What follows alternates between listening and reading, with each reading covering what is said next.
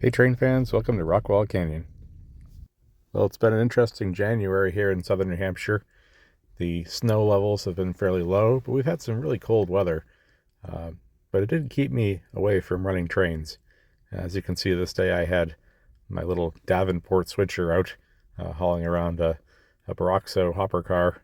Now, as you might tell, this is a 120.3 scale engine, and it's been slightly modified to resemble more of a 129 scale engine. And to do so, I've added a smaller headlight and a smaller figure in the cab to give the illusion of it being a standard gauge engine.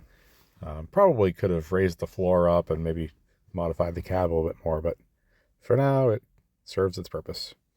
So as our little Davenport passes by the Blimpton Heights depot, we will now be picking up a snowplow and heading back to Rockwall Canyon, because being January, this is what happens. So late last week we had our first appreciable snow that required snow blowing and shoveling and all the fun things that go along with that. So unfortunately the snow was a little too deep for the train to plow itself. I did give it a try. I had the big wedge plow out and had the GP9 pushing away at it, but there was no chance of it happening. The rails were still a little icy from the light snow we had had earlier, and there was no way it was going to make it around.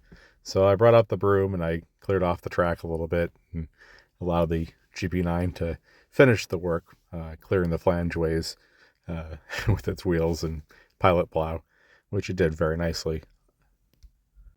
It's a little hard to see the quantity of snow in the video here, but I'd say it's about 3 inches of snow. Of course, I've cleared off the wooden tables and everything, so it makes it even less obvious how much there was.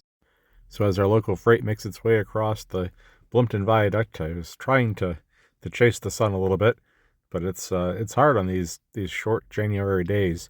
The sun is really low in the sky, and even though there are no leaves in the trees, and the sun has all the opportunity to peek through, it often evades me. You can see the length of the shadow on the front of the engine too.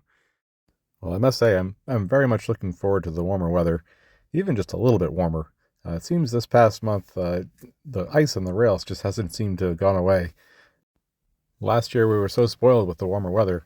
It seemed like every few days we were above freezing, and things had a chance to thaw out a little bit more.